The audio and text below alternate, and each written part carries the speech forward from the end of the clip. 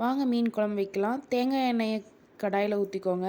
10 பல் சின்ன வெங்காயம், 10 பல் பூண்டு, பெரிய வெங்காயம் 1, தக்காளி இது 3ஐயும் நல்லா வணக்கிக்கோங்க. பொன்னிறமாக வணங்கினதும் மல்லித்தூள், மிளகாய்த்தூள், மஞ்சத்தூள் 3ஐயும் போட்டு நல்லா வணக்கிக்கோங்க.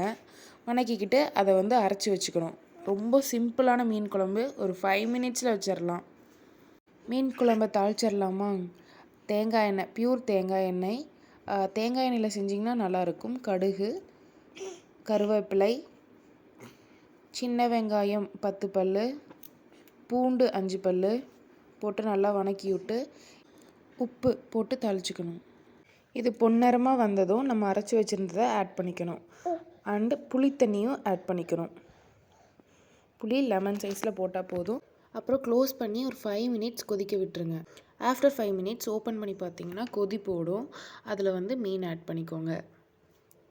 இப்போ உங்கள் வீட்டில் வெஜ்ஜு யாராச்சும் இருக்காங்க அப்படின்னா மீன் ஆட் பண்ணுறதுக்கு முன்னாடி அந்த குழம்பு எடுத்து வச்சுருங்க. ஏன்னா எங்கள் வீட்டில் எங்கள் அம்மா வெஜ்ஜு, அந்த குழம்பு எடுத்து வைக்கங்காட்டி செம்ம டேஸ்ட்டாக இருக்குது அப்படின்னு அம்மாவும் சாப்பிட்டாங்க.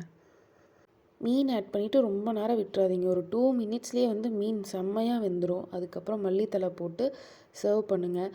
அதுவும் மீன் வச்சு கொஞ்சம் அந்த குழம்பு ஊற்றிட்டு மீன் கூட அந்த குழம்பு சாப்பிட்டீங்கன்னு வைங்க, வேறு லெவல் டேஸ்ட்டாக இருக்குங்க.